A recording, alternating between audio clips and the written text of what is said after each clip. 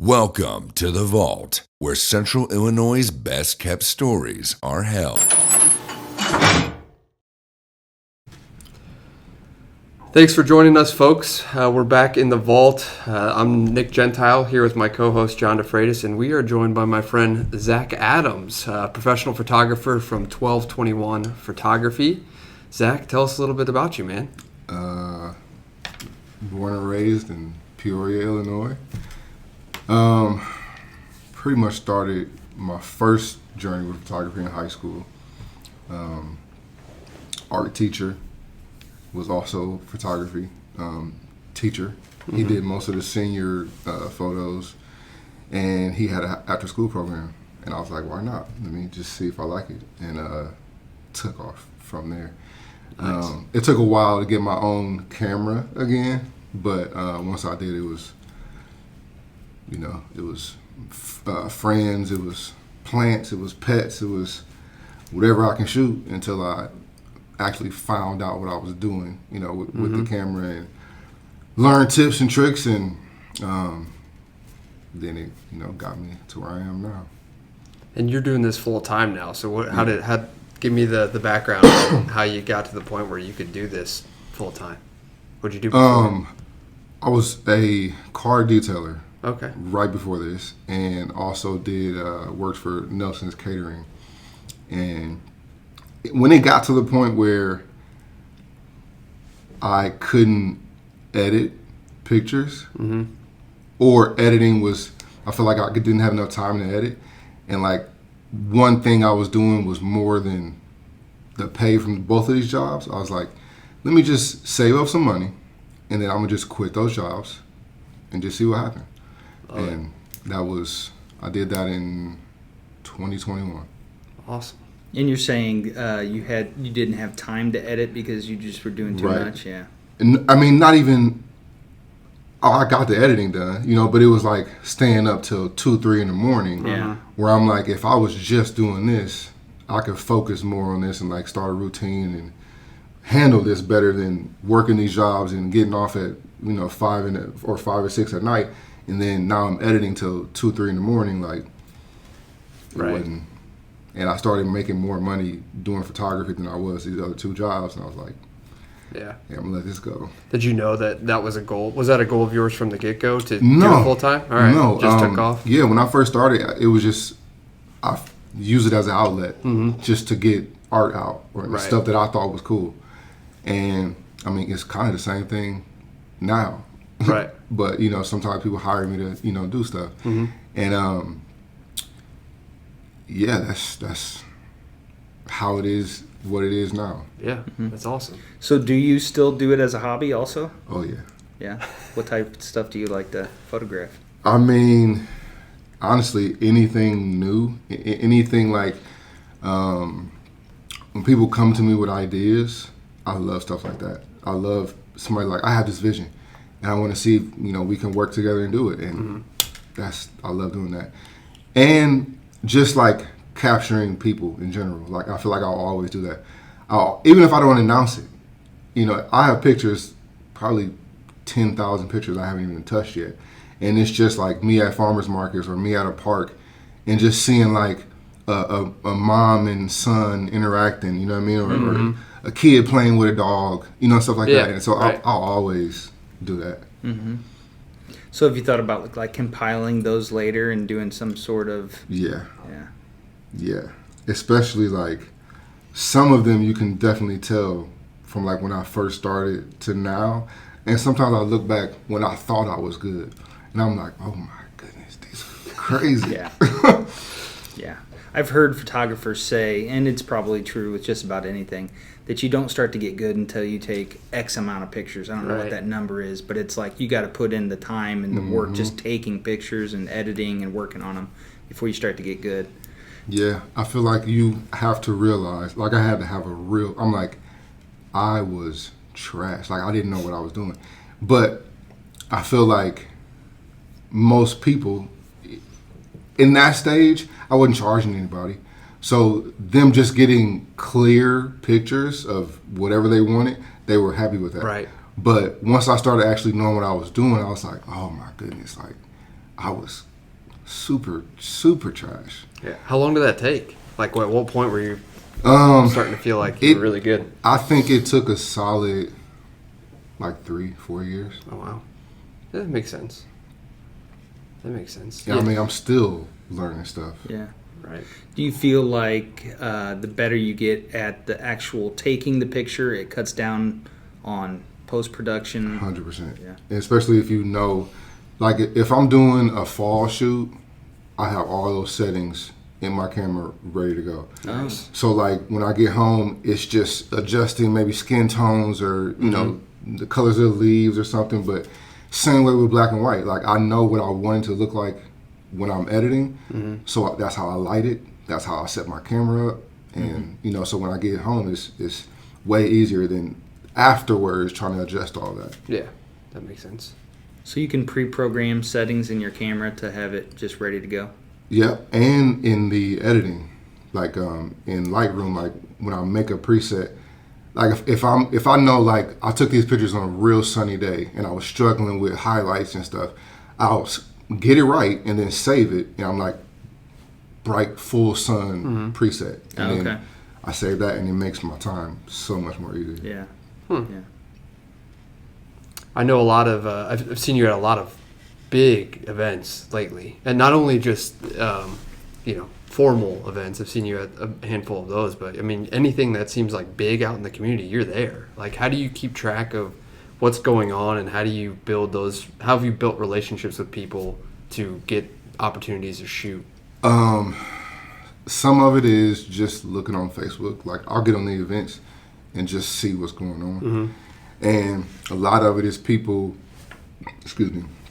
A lot of it is people sending me messages. I do a lot of work with Illinois Times, so they'll know a lot of stuff.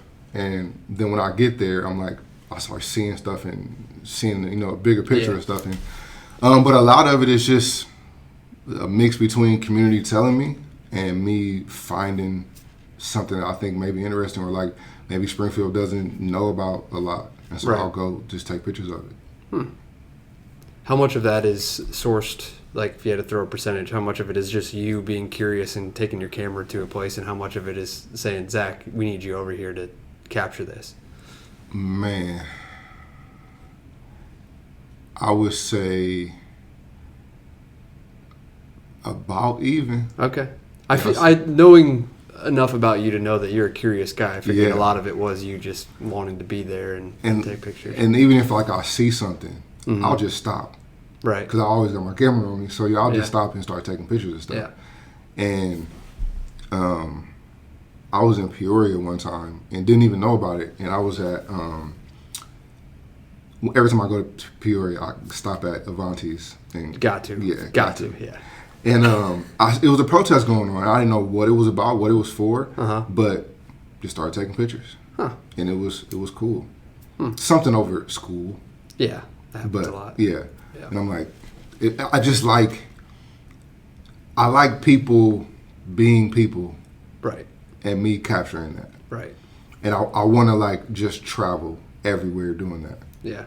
From big cities to small towns to the desert to, you know what I mean? Like, I just want to travel and just capture people being people. Yeah. I like that. I like that a lot. So is there a time that you just stopped in somewhere, like what's your favorite thing you ever just stumbled upon and was able to take pictures of? This man fishing at Washington Park. Oh, yeah? Yeah, he was sitting there fishing, and he had, at first I didn't realize he had dogs. So I seen one run up to him and like sit next to him, and the other one sat on the other side of him. And I was like, how cool is that? Yeah. And he was just sitting there fishing. I was just taking pictures, and it was like, I believe there were some type of hunting dog. And I'm just like, this man living his best life. Yeah, that's awesome. As happy as can be. Do you, when you do that, do you walk up to the people afterwards and say like... Sometimes. Okay. Sometimes it's reading the vibe. Yeah. That makes sense. Because I've done that before, and people have gotten upset that like I took a picture of them without them knowing. Yeah. You know what I mean? Yeah. So I'm like, sometimes I risk it, and I'm like, if we're in a public space, and I post a picture, I'll try to make it look like as pretty as possible, so you can't get mad. Like, I got a good picture of you. Yeah. But that didn't happen often. I'll have to find it and show you, but that this is kind of off subject a little bit, but you took a picture at an event one time, and one of my really close friends was in it, and it's the coolest picture that exists of him. And you put it on Facebook, and somebody found it and sent it to him, and I think it's his contact card when he calls me now. I'll just show it to you after this. It's awesome. So there are opportunities that come up like that where it's like, man, I would have, and it's a perfect example of him doing his job normally, but you wouldn't have captured it if you took like the last picture you took of me where it's a group of people posed up, everybody's smiling. Yeah. Because those are great too, I guess. But Yeah. I totally get what you're saying. The candid photos are so much better. Mm-hmm. They're awesome. You're capturing moments that way. What's the weirdest project you've ever worked on? The weirdest request you ever got? It was the tree photo shoot. Oh, you told me about that. Yeah. The tree photo shoot. And I wouldn't say less. I wouldn't say weird. I would just say I've just never gotten a request like that. Yeah. That was probably the most creative I had to get on a shoot. Yeah. And this lady, if I'm understanding it right, she used to live here, and her mom passed away, and they planted a tree in Washington Park for her. Mm-hmm. And she just called me. She was like, "This tree should be pretty big now. Can you take pictures of this tree?" Mm-hmm. And I'm like, "Yeah, I got you." Right. So I took pictures of the leaves, got in the tree. I got a full scope of the whole tree from not from the top, but from the bottom, and I just tried to make it like she can't deny these pictures are great of this tree. You know what I mean? That's awesome. And Are you allowed to just plant trees in the park? If you don't want to ask questions. I don't know. Some guy just rips it out later. Right. Who planted this? Yeah. That's crazy. Yeah. How did you know which tree it was? She told me exactly where it was. And it was easy to find. No. Because there's a lot of trees Yeah. at Washington Park. Because the first one she told me, she sent me the wrong type of leaf. So I went and I did the exact same thing. I'm all in this tree, and I get back home and she was like, "Oh, I hope you didn't go out already. This is the leaf of the tree." And I was like, "Okay." Went back out the next day, and it was like right behind that first tree. Oh, man. But same area. Yeah. And I'm like, okay, I see how she got this mixed up. But it was a ginkgo tree. Okay. Yeah. That's one of the maybe two that I could identify for my leaf project in I grade was school. going to say, I did my leaf project in Washington Park at everybody Grant, does. Grant Middle School or something. And I had a whole binder full of leaves. I don't think any of them were right. I just made them up, I think. So. Yeah, smart. Sounds like you.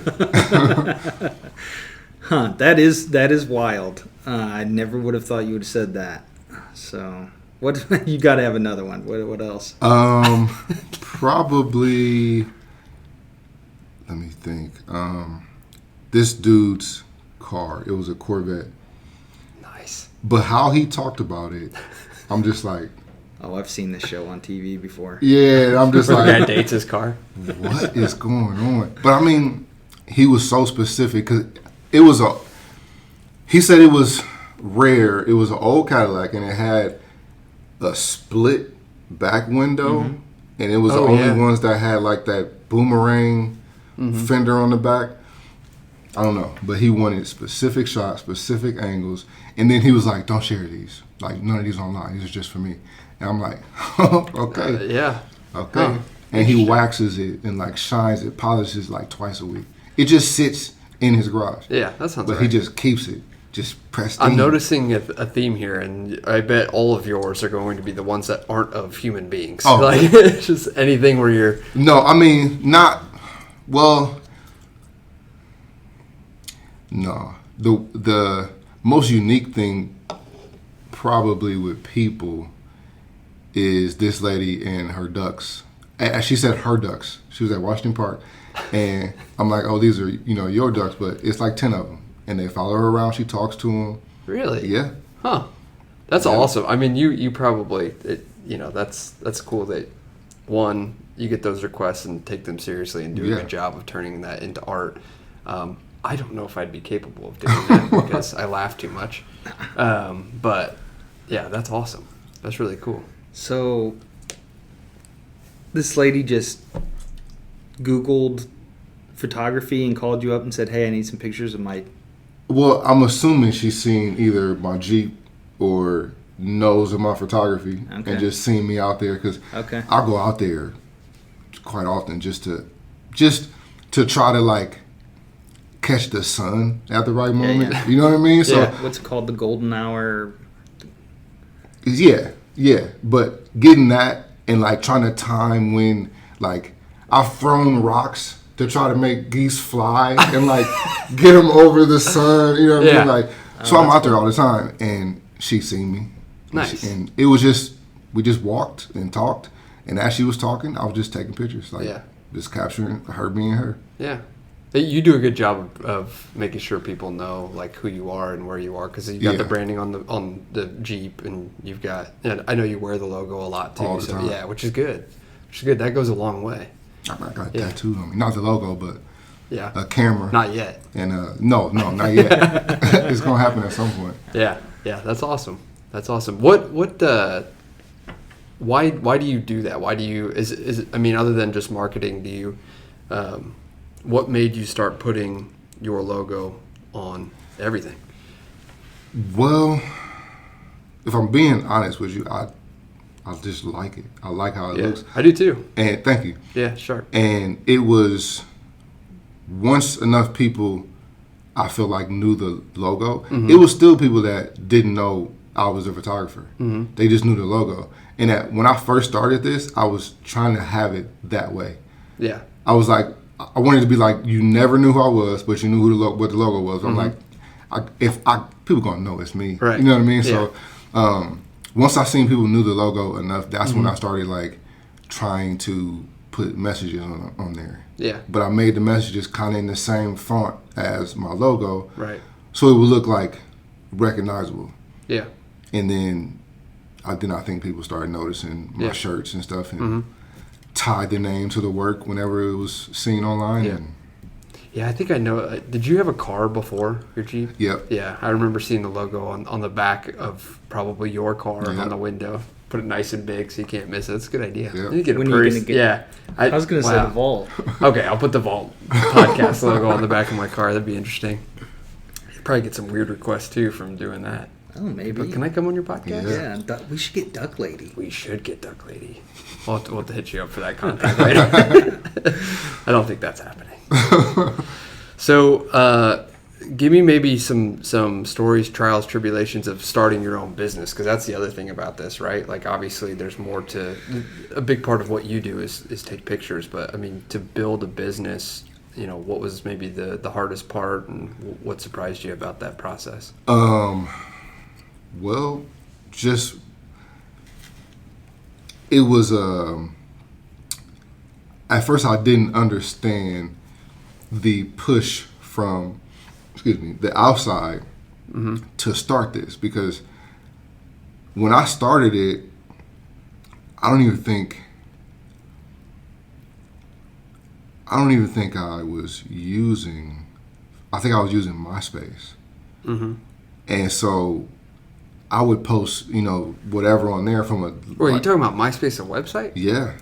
Oh, okay. That was before he was born, I think. No, definitely not. Okay. And there wasn't really. That was just people you knew, right? Mainly, you know. So when I started taking pictures again, when I actually got a camera, and the pictures started looking halfway decent, people were like, "How? Do you have a website? Do you have a Facebook page? Do you have?" I'm like, "Nope, just call me or email me or something." And that happened for a little bit, and then I just was like, "I guess I'll start a page," not thinking anything about it. And people started liking it. People started, requesting photo shoots. People started liking stuff that, like the farmers market stuff and stuff, just art stuff. Yeah.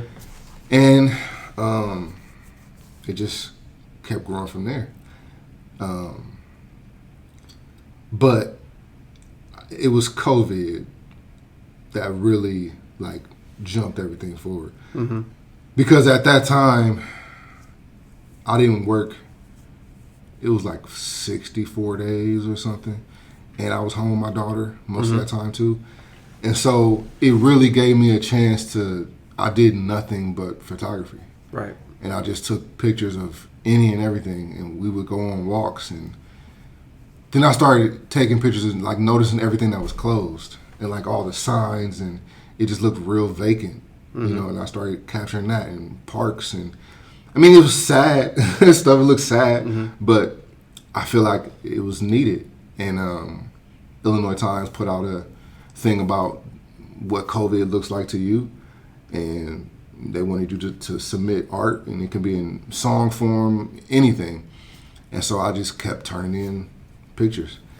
And it might have been 6-7 months later, they were like, you sent us quite a few pictures, and we think they're, you know, good, and we want to give you your own exhibit. And I'm like, okay. Never even, Nice. this never happened. Never even thought this would ever be a thing. Right, you right. know? And I'm still in the point where I'm basically doing friends and families' birthday parties or baby showers, and I'm just posting it on 1221, you know, Yeah. Facebook and stuff. And so they were like, we're trying to figure out how to do this, because they were still in the phase where you couldn't have more than like 15 people in the building or something. So they were like, when we figure this out, we will let you know, the next steps. And I was like, okay. Didn't hear anything for a little bit. And then they were like, we're going to basically, the quality is good enough for your pictures that we can blow these up, make them into big stickers, and stick them on the outside of the museum. And I was like, okay. That's cool. Yeah. So I was like, okay, let's do it. Right. And I went in and seen the process, and I'm like, whenever y'all done with this printer, I need this printer.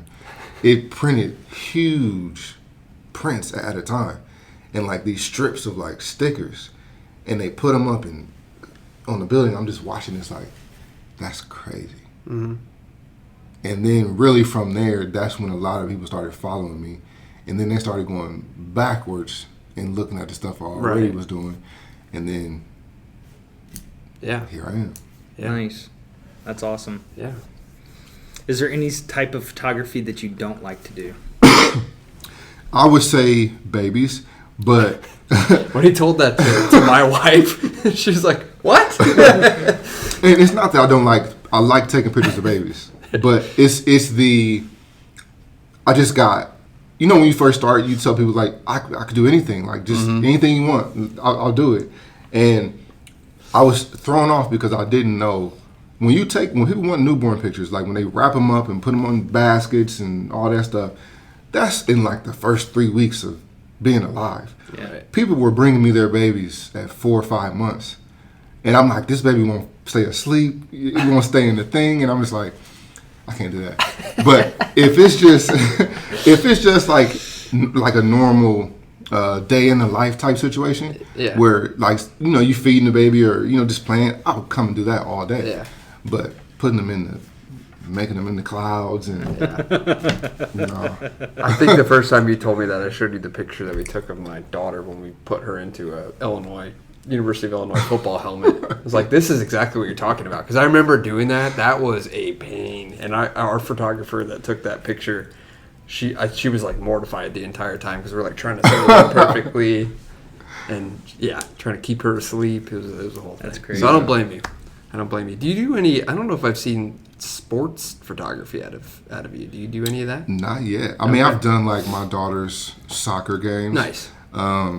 Actually, I just forgot the name of the school. I work with BAM Marketing. Okay. And they needed some marketing stuff for a college, and I forgot the college, but they had their basketball team there. And it wasn't necessarily a game, but it was like I had them do layups and like dunks and stuff and shoot and catch that in motion. But Yeah. I definitely want to get a basketball game. I want to get a soccer game, volleyball. I've done baseball, and I like baseball. It's hard to get the bat and the ball in focus, Yeah. but I like doing baseball too. Yeah. I just know that in photography, that's a lane that you can stay on and Yeah. do just that. So, yeah. Yeah, it'd be fun. Plus, you get free entertainment out of it. So a little bit more entertaining than watching a lady play with ducks, in Right? my opinion. So, any big projects you got coming up, man? What's on the horizon for you? March 1st, I'm going to be debuting a project I've been working on. And it's basically, March is a Women's Month. And I have sat down. I tried to get 31 so I can post one every day, but that was very time consuming. I think I got 22 or 23. Sweet. And so it's just, I basically did a headshot session with all of them. And I did a 5 to 15 minute interview with all of them. And just, it was kind of, I came up with like 20 different questions that I just, randomly kept cycling. And sometimes we, veered off and got into different things. But it was exciting to see how many people answered the same question so differently. And like the questions were structured where you can go deep if you wanted to, or you can be super surface level, and it's a range of that. Cool. So you're just going to be posting pictures and then the interviews throughout the month of March? Yeah, awesome. yeah. That's and sweet. I'm probably 2 posts. Like Okay. I'll post the pictures, with a caption, and post a video, and then eventually I think I want to put them on YouTube. I just started dabbling in video just a little bit. Very cool. And I like it so far. Yeah. Yeah, you might as well, right? You're going to get opportunities to do it. So yeah. That's awesome. Ideal clients for you, what do they look like? Other than, obviously not babies, but like what kind of jobs are you chasing? What opportunities are you looking for out there? Creativity. Anybody creative, Mm-hmm. let's work together. Mm-hmm. But I mean, honestly, anything like weddings, family stuff. Yeah. Just like I've done some for people that just like, I don't know what you would call it, but they just want to feel better about themselves. Mm-hmm. And it's like, just come in. Yeah. We can just talk and take pictures. Right. And anything, man. I literally tell people like, anything can be a photo shoot. People feel like they gotta wait for a certain moment or a mile marker in life, and it's like, nope. You and your ducks want a picture? Let's do it. You know what's unfortunate? I mean, we have cameras in our pockets all the time now, right? But it still seems like, and I hate to say this to bring this topic up, but like obituary photos, it seems like so many people just don't have a current or a good photo of themselves. Yeah. It seems like a friend of mine passed away not that long ago, and they got a picture off of Facebook. I saw it on his Facebook picture, and then it was his obituary picture, which it was just a picture of him standing in front of his house. I was like, oh, that's a good picture of him.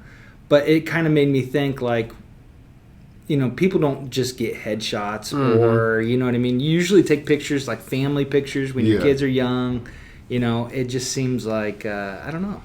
It just made me think about it. Yeah, the ideal thing would be like to take Zach on vacation with you like take pictures when you guys are the happiest. Yeah, he's like, yes. Or for your vacation. 100%. Yeah. So I'm looking for clients that vacation in Hawaii to pay for my trip. Right. List all the states you haven't been to. I mean, go here, and here. That's pretty much, I'm doing that in March. Really? Yeah. That's cool. Yeah. A lady got paid to go out to California and like do some TED Talks and like life coach stuff. And I've worked with her a couple times here, and she liked my work, and she was like, "Hey, we're going out here for a week. I want you to document everything. That's and just awesome. Do your thing." I was like, 100%. Yeah. Is that photos and video on that one? Yep. Then? Okay, sweet. Yep. Yeah. That would be. What type really of camera are you using? I shoot with a R5. That's my first like main camera. And that's what brand? Canon. Canon. Yeah, Canon R5. And then my backup camera is a Canon R. Mm-hmm. And what about for video? Video, I use the DJI, the Osmosis Pocket 3. Okay. Love that thing. Like with a stick? Yep. Yeah. Those are cool. Yeah. They're coming out with a lot more action cameras. You don't really see them that much locally. Like, I don't know, if you go to Best Buy, they have a handful of things like that. But some of the YouTube people that I follow, I'll see them talking about their cameras and stuff sometimes. And there's a lot of unique action type cameras out there that are pretty cool. Smaller. Yeah. They're all getting super small too. Yeah, and like, because I was on the verge where I'm like, I still might do it for certain stuff, but I didn't want to get the big gimbal and like put my other camera on it and just, and when this camera, to a certain extent, kind of does the same thing, I was like, and I can just hold it in my hand. And like when I was testing it, like I would run next to my daughter, and like it was just locked on the whole time, stabilized the whole time. Wow. And I'm like, it's just in my hand. Right. And I'm like, yeah, this is a game changer. Nice. That's pretty sweet. That is sweet. Do you do anything with drones? I just got a drone. Yeah. Just got one. And I'm definitely going to I'll probably start with just trying to figure out, aerial pictures, like leveling stuff out. But, that I'm definitely going to test out that follow mode, and just see what all it does. But yeah, and I'm not going to do no racing or, nothing crazy with it. But no, do you have like a leash for it? Like I think they call it a leash, where you wear like a bracelet or something that has a Bluetooth connection to it or something to follow you around? My phone. Yeah. Oh, it's your phone. Yeah, Okay. it's like sits in the remote control, and you Okay. use the phone as like navigation. Gotcha. Like the phone turns into the camera of the Right. drone. Gotcha. And usually it's how it tethers to you with the Bluetooth on the phone. Yeah. Yeah, landing it. If it didn't have the push button land, Yeah. that would be crazy. Yeah. Drones are sweet, but they are kind of intimidating if you're Yeah. not messing with them Yeah. quite a bit. Do a lot of your farmers mess with drones? Oh, yeah. Okay, that's sweet. Yeah, they're starting to spray crops and stuff with huge drones. Yeah, that's cool. Yeah. I seen a drone with the camera I shoot with on it, like holding it. And I'm like, oh, that footage got to be crazy. Yeah. Yeah. Real estate is huge with Yeah. drones right Yeah, now. yeah. I mean, you They have to have it. yeah, I mean, especially yeah. with like land acreage and stuff. You'll Right. see they'll set up the GPS track to go around and Yeah. film everything. I did not know that. Yeah. There's a commercial Venture realtor on the East Coast that I follow that does really cool fly-throughs on properties he lists, where the drone is physically flying through the property. It's cool. My favorite's the guys who fly their drones into Walmart and just zip around and then leave. Yeah. Okay, That's I'm pretty gonna be cool. watching those videos. Right? That's awesome. Yeah. So, do you use AI for anything with your photography? Pretty much just like in editing to like highlight certain features and adjust just those features. Because before then, it took forever trying to draw out where you wanted to, basically color. And I don't know if a lot of photographers got that in depth with stuff, but like on the iPad, I would like color in that just the areas I wanted to, do certain stuff. But like here with the AI, it can automatically do that for you. So that Right. Is it built into Lightroom or are you using a different program? Lightroom. Okay, Lightroom has AI stuff. Everything does now. What's Lightroom? Adobe's Oh, cool. Yeah. photography software. Yeah. Nice. It's a bunch of stuff kind of all in one basket. Okay. And so you have an iPad that's new enough that you can use Lightroom on it also? Yeah. Yeah. Everything is Apple, everything. Yeah. That's awesome. I know you're a collaborative guy. Yeah. So, what advice do you have for young photographers, people that are in the stage that you were before, where they're working a job or two and doing photography on the side, or just I know it's gonna sound cliche, but don't make it about money. If you can get used to not making it about money, and you are really doing it because you love doing it, the money is gonna come. When people see your passion for what you are doing and matches what you are putting out, money's going to come. People are going to come half of because the person you are, and then because of the work you put out. love it. So, and also, if you are in a place where there are a lot of photographers, or you know of quite a few photographers, I had to learn this from not doing it, but don't charge anybody until you feel comfortable, like you know what you're doing. Like when you become a photographer, or when you first start doing it, tell people you'll take tips, but don't come out and say, I'm doing family shoots for $75, an hour shoot, and you get 100 photos. Because you will get an influx of people. But now you also have an influx of people who think that's the going rate for, pictures. Right. If you do those for free or for tips, and you get practice in, when you are able to be like, this is what I charge, now you can charge similar to what photographers have been doing, and it's not making that big of a difference. You know what I mean? Like if the top of the line is $1,000, now you can come in at $700-800. You know what I mean? And that's not affecting the. Yeah. And I had to learn that because that's my art teacher told me, and he was like, make sure you aren't undercutting other photographers that make a living from doing this. Right. And I'm like, okay.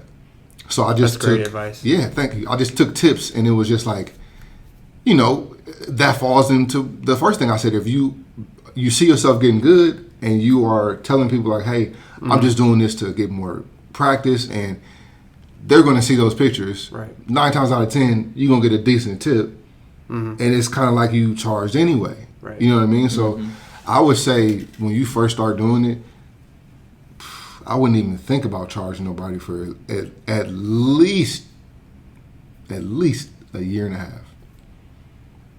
I can tell you wanted to say 2 years. I almost said it. But, you know, some people might be good at it, right? You know, and get to a level quicker than others. But for me, if you don't even dabble with all of photography, meaning like natural light, full sun, shade, cloudy, studio lighting, continuous lighting, flash, like dabble in all of that first, because once you put yourself out there, I think people are expecting you to be able to do that stuff.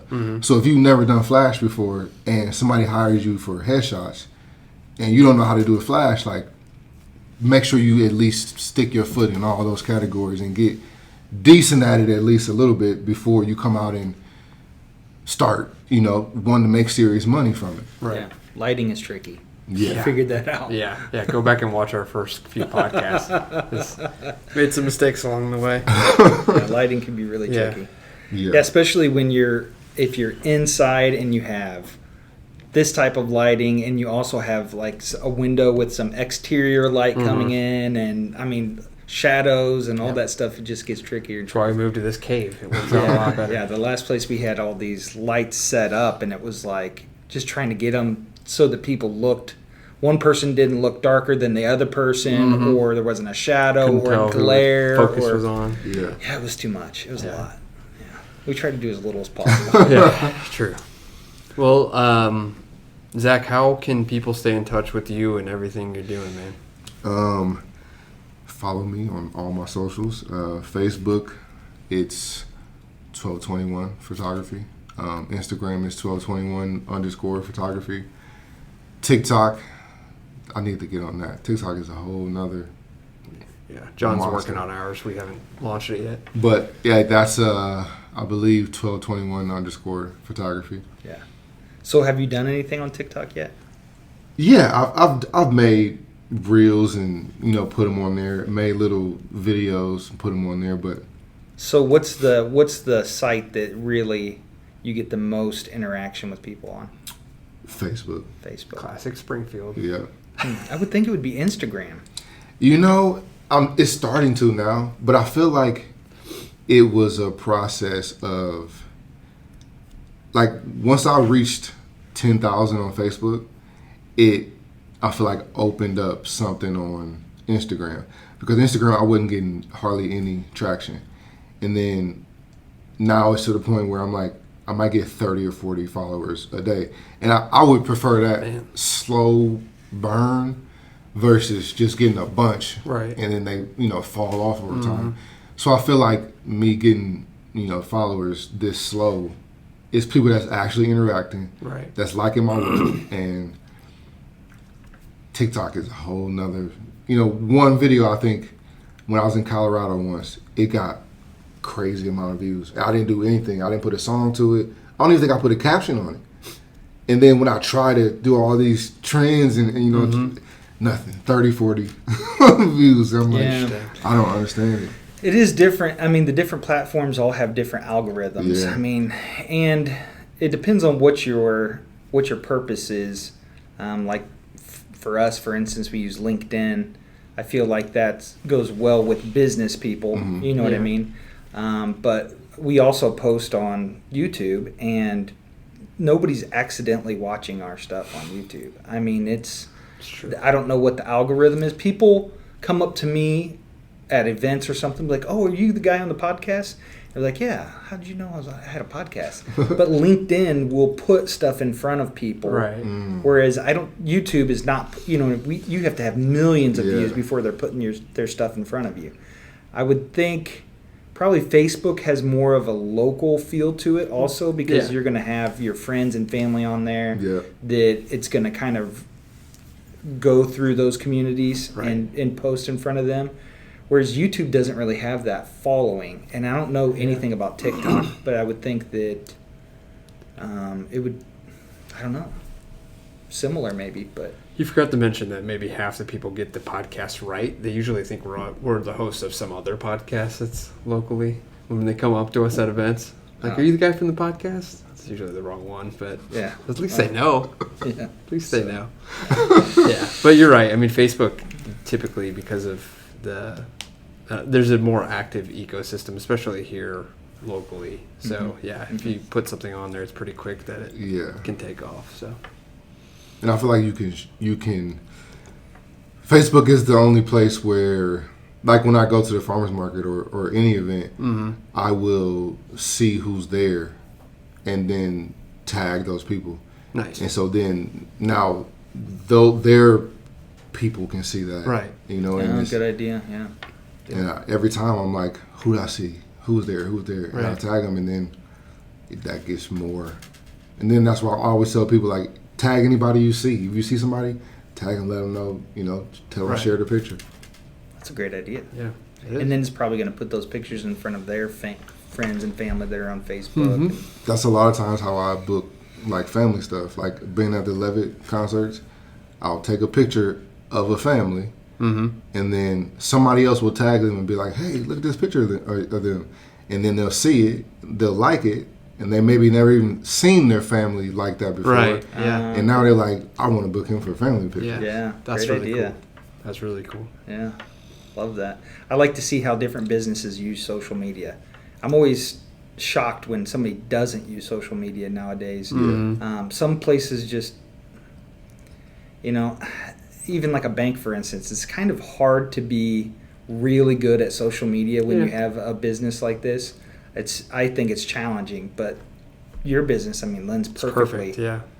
Right. Y'all can't. I feel like if y'all show people some money, they would be like, right. Just have somebody flicking through like a whole bunch of hundreds. That doesn't go over very well. Most people get mad. Regulators, boards of directors, all kinds of different things. Yeah, they wouldn't actually let us in the vault to do the podcast either. Yeah. So. Yeah, right. Yeah, that's a good point. Well, good deal, man. We really appreciate you coming on and sharing your story a little bit. Appreciate y'all having me. Yeah, letting people peel back the curtain into 1221 and Zach. So Definitely. All right, man. Take it easy. All right. Y'all too. Yep. Boom! All right, hopefully you actually recorded. That's fine. That was great. Hell yeah. You're good at this. Y'all are good at The Vault, where Central Illinois' best kept stories are held.